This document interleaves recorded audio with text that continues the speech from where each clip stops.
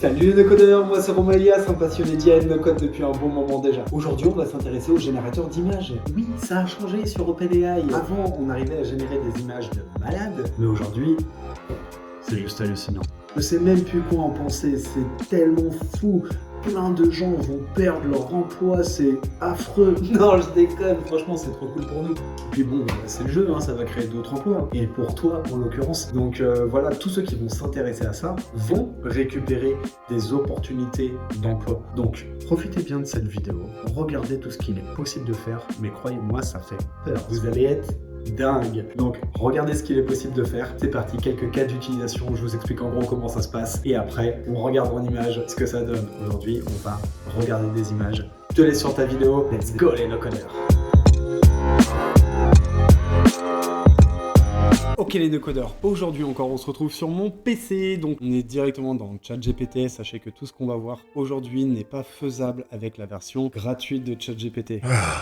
Bah ouais, mais ceux qui ont la version payante, et d'ailleurs meilleur investissement possible pour toi si jamais tu es sur la version gratuite, passe à la version payante de ChatGPT. Tu le regretteras pas, tu le verras même pas passer ces 20 € là, et à chaque fois tu te diras j'ai bien fait de les investir. Et aujourd'hui, ce qu'ils ont sorti, c'est un truc de dingue. Je reviens toujours pas, j'ai fait plein de tests, donc au final je ne décolle pas de ça. Donc, vu que j'ai commencé à jouer beaucoup avec, je me suis dit pourquoi pas, je vais essayer de te montrer autre chose, moi comment on va créer des avatars. Donc pour ça on va utiliser le nouveau générateur d'images par le biais de GPT-4o. Avec ça on va pouvoir réaliser des images ultra fidèles à ce qu'on demande et plus besoin de prompter, là où avant on s'embêtait à faire des prompts gigantesques pour obtenir l'image qu'on veut selon les critères demandés. Et bien là on va pouvoir aller beaucoup plus vite et simplement discuter avec ChatGPT et obtenir des résultats incroyables. On partage une photo, on a la même photo, on lui demande de changer de style, il change de style, mais je vais vous montrer tout ça, il n'y a pas de souci. Pour commencer, je vous montre l'ancienne interface histoire que vous distinguiez bien les deux. J'utilise un GPT que j'ai l'habitude d'utiliser, une autre chaîne que j'ai pour les enfants qui s'appelle Les Petits Choux. Et sur cette chaîne-là, j'illustre mes enfants, donc Charlie et Manolo, en version Pixar, et je leur fais raconter des histoires aux autres enfants. Le problème de l'ancien générateur d'images, c'est qu'il a tendance à générer des belles images, ça se passe super bien, mais le problème ça va être la cohérence des images. Au fur et à mesure qu'on va lui faire des demandes, il va changer l'image, parce qu'à chaque fois il régénère une image. Comme vous pouvez le voir, on est sur un fond grisâtre, avec un téléchargement au milieu et deux petites montagnes, ok? Par la suite, ça a changé, vous allez voir. Et donc, là, il va me générer une image qui sera certainement très bien, mais qu'il n'arrivera pas à reproduire de nouveau. Il va régénérer une nouvelle image, et il y a quelques petites choses qui vont changer. Donc là, on va faire le test avec cette image, je vais lui demander de reproduire de nouveau cette même image, et vous allez voir que normalement, elle sera complètement différente, que ça soit au niveau du décor, que ça soit au niveau du personnage, peut-être que la couleur des yeux va changer, je ne sais pas. En tout cas, il n'arrivera pas à reproduire de nouveau cette même image. Là, on est vraiment sur l'ancien générateur, hein. Et voilà, donc... Ok, on est dans un champ, derrière c'est pas forcément les mêmes nuages, l'ensoleillement n'est pas le même, il y a les yeux, bon ils regardent dans une direction, là dans l'autre, voilà, le chien c'est pas exactement le même, hein. Pourtant ce n'est qu'un chien. Alors vous imaginez bien que lorsque je génère des images de personnages pour les petits choux, c'est super compliqué d'avoir l'identité qu'on a demandé. Et donc ça m'a saoulé, et donc j'ai mis une grosse pause sur les petits choux, j'attendais que ça se perfectionne un petit peu, qu'on puisse passer au level up pour pouvoir générer enfin de la cohérence sur les images, parce que vous savez que je suis attaché aux détails, et moi, voir deux images complètement différentes, elles ont beau être très bien toutes les deux, je n'ai pas envie de construire avec ça. Donc j'étais obligé de trouver des subterfuges dans l'histoire pour expliquer des fois un peu un changement d'habit, ou un changement de coiffure, ou autre. Pour ceux qui sont intéressés, allez voir ça, hein, Les Petits Choux. Du coup, ça a changé. GPT-4o, ça change quoi exactement? Avec GPT-4o, qui est ici, générer des images, et beaucoup plus facilement qu'avant. C'est-à-dire qu'on va simplement discuter avec, et au fur et à mesure de la discussion, il va nous générer nos images. Donc j'ai fait un test. Je me suis dit, alors on va voir ce que t'as dans le bide mon coco, c'est parti. Donc, si on regarde bien ici, c'est bien le modèle GPT-4o, hein. J'arrive ici sur l'image, je lui partage une image de Charlie que j'adorais, mais que je n'arrivais pas à reproduire de nouveau. Et là, regardez, hop, je lui demande simplement, peux-tu reproduire cette image avec des expressions différentes? Pas de prompt, je lui dis rien, je lui partage une image, je lui dis tu me refais une image avec une expression différente. Et bim! Non, franchement, c'est fou, c'est le même personnage. La même couleur des yeux, exactement, les mêmes traits physiques, les mêmes cheveux, tout est pareil, même le col, tout identique. Bravo, franchement, bravo ChatGPT. Donc on essaye autre chose, parfait, change d'expression. Le monde est fou, et on continue. Donc, je fais la même chose, impressionné par tout ça, je lui partage l'image que je préfère de Manolo, hop, et je lui dis, refais cette image à l'identique. Je suis sur le cul, c'est dingue. Voilà, il a refait Manolo avec différentes expressions, et il reprend le même personnage. Rassemble ces deux personnages sur la même image, boum, il me refait une image. Mais il régénère une image intégralement. Il y a quelques différences ici, les traits sont un peu plus prononcés, mais il a identifié ce que je voulais et il a mis les deux personnages sur l'image. C'est fou, en reprenant la même chose, les mêmes habits, tout pareil. Donc, avec le sourire, c'est mieux. Bim, il sourit, il n'y a pas de souci. Là, ils sont contents. À partir de là, il faut passer aux choses supérieures. Je lui ai dit, tu vas me les changer en statue, s'il te plaît, juste pour voir. Puis en jade. Puis en bonbons et chocolat. Ajoute des éléments physiques d'un chat sur la fille et d'un chien sur le garçon. Trop facile. Contextualise. Voilà, il a contextualisé, il a apporté un décor autour, c'est fou, il a changé le format, mais bon, c'est pas très grave. Ensuite, je lui dis, mets ces personnages dans leur chambre. Clac, il a mis les personnages. Oui, mais là, t'as fait une erreur. Alors à partir de là, je pourrais simplement cliquer dessus, prendre le pinceau qui est ici, modifier les éléments que j'ai envie, c'est-à-dire les surligner ici, lui dire retire ces éléments, c'est comme ça que je procède auparavant, retire ces éléments gênants en gros, et refait l'image. Voilà, donc il aurait retiré les éléments, sinon si j'y arrivais pas du tout, je serais passé sur Canva. Donc vous imaginez, je passe par plusieurs étapes avant d'avoir la bonne image. Là, je lui ai simplement dit, retire les éléments d'animaux s'il te plaît. Et voilà, c'est fait. Bon, trop facile. Bon, ça, c'était que le premier test. Une fois que j'ai eu toutes ces petites belles images, je me suis dit, c'est super, je vais pouvoir créer vraiment des histoires de malades. Je vais partager donc une histoire que je viens de créer pour expliquer aux enfants l'intelligence artificielle. Parce que mes enfants, des fois, se demandent ce que papa fait au travail. Et je leur dis que je suis au travail, ils me disent, bah non, tu joues juste avec l'ordinateur. Donc, bah, c'est parfois compliqué à expliquer, donc sous une forme ludique. Je me dis qu'ils comprendraient mieux. Donc, c'est les enfants, ils vont... Dans l'histoire, ils auront un jouet qui s'appellera l'IA, L-I-A, voilà, et donc aura un petit écran, et à partir de là, on va créer l'histoire autour de ça, et je leur expliquerai ce que c'est que l'intelligence artificielle. Qu'est-ce que papa fait au travail? Qu'est-ce qu'il est possible de faire avec l'intelligence artificielle? Parce que c'est ça mon travail, c'est d'être derrière l'ordinateur, d'aligner les intelligences artificielles pour qu'elles répondent au mieux aux besoins humains. Pas rien de mieux qu'une petite vidéo. Donc là, c'est ce que j'ai fait. J'ai créé l'histoire, donc j'ai partagé les nouvelles images que nous avions, et je lui ai demandé les générer en pyjama. Waouh! En pyjama. Là où avant, j'étais obligé de lui demander de générer l'image 10 fois pour obtenir un pyjama blanc et qui me refusait à chaque fois en me disant non, non, non, les restrictions ne permettent pas que tu génères cette image, uniquement parce que je demande des enfants en pyjama blanc.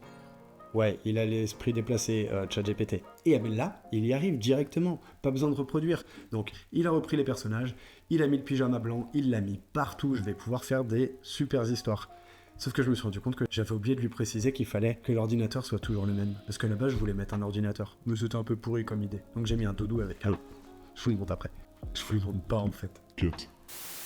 Donc deuxième test, je lui précise cette fois-ci, refais en sorte que ce soit toujours le même PC. Donc fais un reverse prompt de ce petit ordinateur que tu créeras, et à partir de là, tu refais la même image. Et regardez, la consigne est comprise.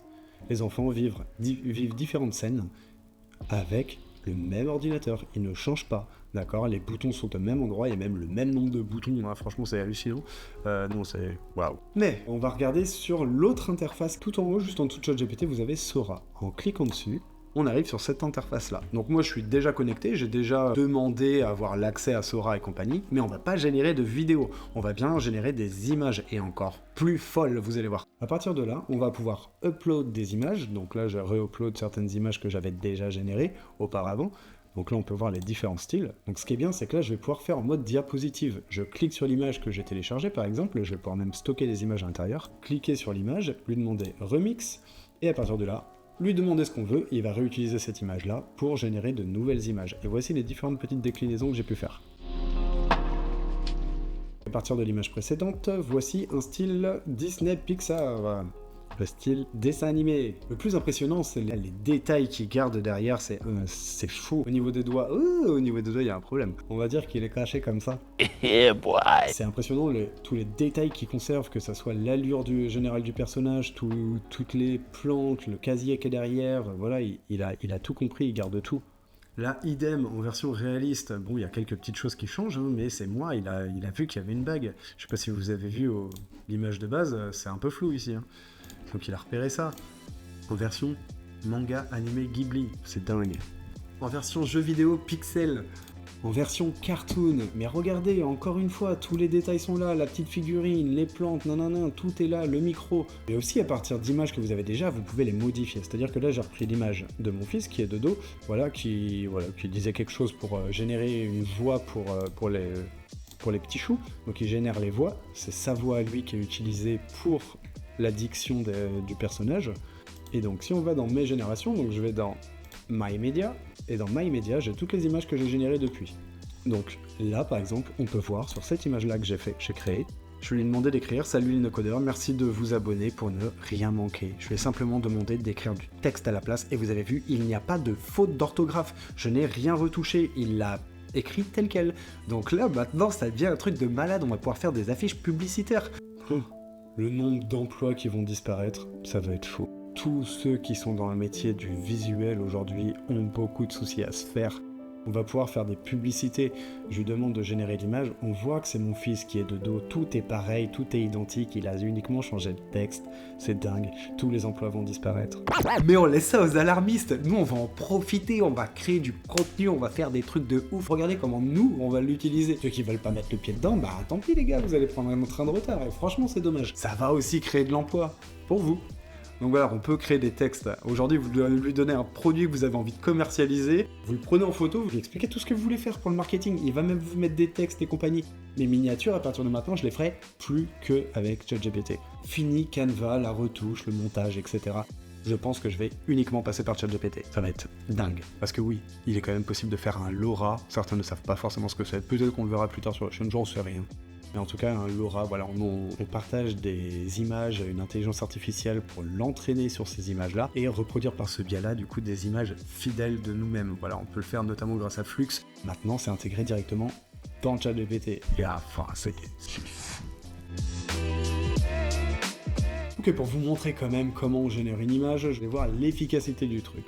Donc là, je vais simplement dire... Reprends la même image à l'identique, préserve chaque détail et change uniquement le style graphique. Reprends tous les codes graphiques des miniatures GTA. Remix. Vous voyez, en haut ici, il y a un petit 1 qui s'est lancé, il a lancé la première génération d'images. Mais ce qui est génial, c'est qu'on va pouvoir enchaîner. Pendant que l'autre image est en train de se générer, je lui dis, tu fais la même chose mais avec les codes animés Naruto. Boom.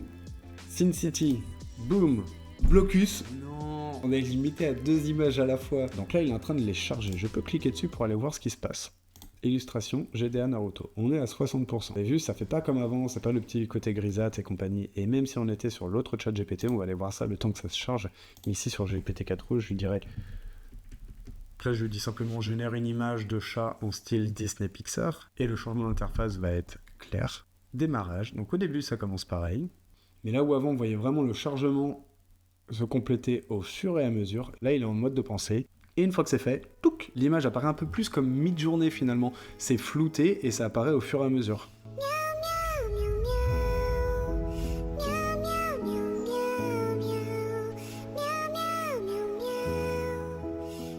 Donc comme vous avez pu le voir, l'image est générée en flou et on la voit apparaître au fur et à mesure. Donc j'adore cette interface là, je trouve ça super cool.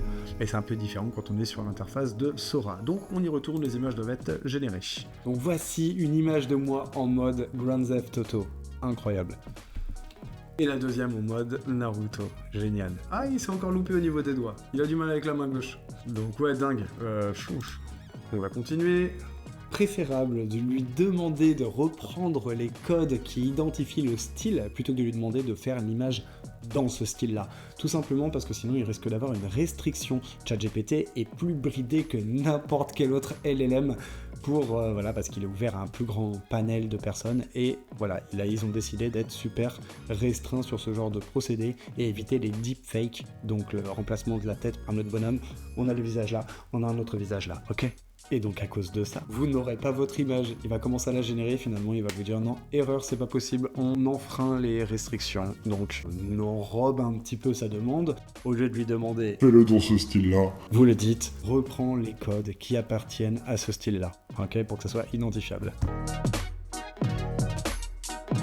Bon bah voilà ce que je vous disais tout à l'heure. Alors même avec le petit superfuge, ça n'a pas fonctionné. Je vais réitérer la demande.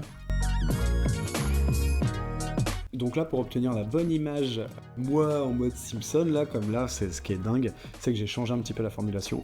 Donc je lui ai dit, reproduis cette image en reprenant les codes qui font du style Simpson ce qu'il est. Si vous ne formulez pas bien votre demande et vous n'essayez pas plusieurs fois, vous n'itérez pas sur votre demande, il y a des possibilités que ça soit interdit. Voilà, donc on réessaye, on change un petit peu la méthode, on entourloupe ChatGPT et on passe les restrictions et comme ça c'est bon. D'accord, soyez filou dans votre demande, c'est comme la sécurité de la dernière fois. Voilà, si on sait qu'on fait en sorte de parler à un humain, oui c'est une intelligence artificielle, et si on lui parle comme un humain en englobant, en essayant de l'embrouiller un peu. Hello there. Même si au niveau des images, il y a deux sécurités. La première, c'est faire générer l'image à ChatGPT et ensuite qu'elle ne soit pas repérée une deuxième fois une fois que l'image est générée. Donc il y a deux sécurités à passer. Mais bon, c'est une autre histoire. Si l'image vous convient, qu'elle vous plaît, que voilà, vous avez exactement ce que vous vouliez, et bien dans ces cas-là, tout en haut, vous avez quelques icônes. Déjà, cliquez sur l'étoile pour la mettre en favori. Envoyez un feedback à OpenAI pour leur dire qu'il y a un problème sur cette génération d'images. J'aurais pu leur dire pour éventuellement signaler qu'ils moquaient des doigts. Ou bien publier son image sur le store. Donc tout le monde verrait cette image-là qui est juste incroyable. Hein. D'ailleurs, si je la publie, moi je mettrais Romain Elias plutôt que Grand Theft Auto. On va le faire.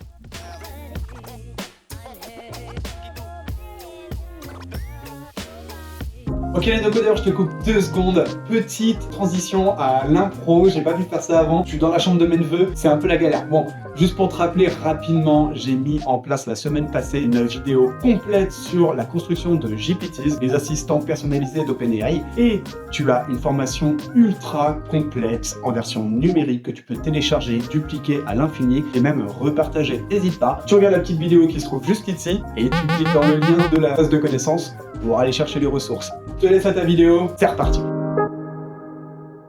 Finalement, après un petit laps de temps, on a régénéré l'image et voici le résultat. Donc il a simplement réécrit Romain Elias. Mais j'aurais pu le faire aussi depuis l'interface de ChatGPT, c'est-à-dire revenir où on en était tout à l'heure, repartir avec ChatGPT, lui fournir l'image. On pourrait quand même se dire, ouais mais il n'y a aucun intérêt à passer par l'interface de GPT-4o si dans Sora, on a l'avantage d'avoir une sauvegarde de toutes ces images, que ça soit simplifié au niveau de la navigation, de ce qu'on a pu mettre en favori, de voilà des images qu'on a upload, etc. Oui, c'est plus joli. Mais là, il y a un petit problème quand même à tout ça. C'est que malgré le fait qu'on puisse changer les paramètres, eh bien on va pas pouvoir lui partager 50 images. C'est-à-dire qu'on va pas pouvoir utiliser le système de Laura pour l'entraîner sur notre image à nous. Mais des fois, c'est quand même mieux de lui envoyer un paquet d'images sous des angles différents et compagnie pour qu'il conceptualise bien et qu'il arrive bien à reprendre l'intégralité des traits finalement fournis.